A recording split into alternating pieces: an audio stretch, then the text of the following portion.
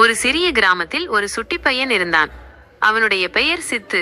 சித்து மிகவும் குறும்புக்காரன். எப்போது பார்த்தாலும் ஏதாவது ஒரு குறும்பு செய்து கொண்டே இருப்பான்.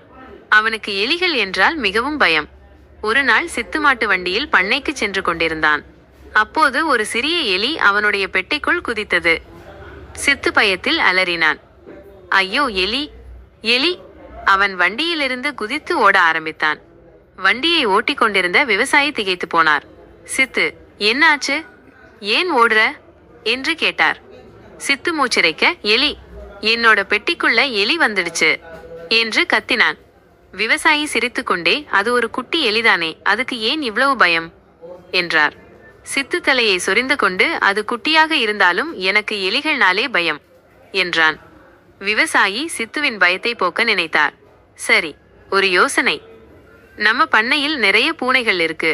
ஒரு பூனையை உன் பெட்டிக்குள்ள விட்டுடுவோம். அது எலியை பிடிச்சிடும் என்றார். சித்துவுக்கு யோசனை பிடித்திருந்தது. பண்ணையை அடைந்ததும் ஒரு பூனையை அவனுடைய பெட்டிக்குள் விட்டார்கள். சிறிது நேரத்தில் பூனை பெட்டியிலிருந்து வெளியே வந்து மியாவ் என்று கத்தியது. சித்து பெட்டிக்குள் பார்த்தான். எலி இல்லை. ஆஹா, பூனை எலிய பிடிச்சிடுச்சு என்று குதூகலித்தான். ஆனால் பூனை மட்டும் பெட்டிக்குள் பதுங்கியிருந்த ஒரு சின்ன ரொட்டி துண்டை கடித்து கொண்டிருந்தது. எலி எப்படியோ தப்பித்து ஓடிவிட்டது. சித்துவும் விவசாயியும் சிரித்துவிட்டனர். இந்த பூனை எலியை விட ரொட்டியைத்தான் அதிகம் விரும்புவது போல என்றார் விவசாயி. அன்றிலிருந்து சித்துவுக்கு எலிகள் மேல் இருந்த பயம் குறைந்தது. பூனைகள் எலிகளை பிடிக்குமா இல்லையா என்பதை விட நண்பர்களுடன் சேர்ந்து சிரிப்பதுதான் முக்கியம் என்பதை அவன் புரிந்து கொண்டான்.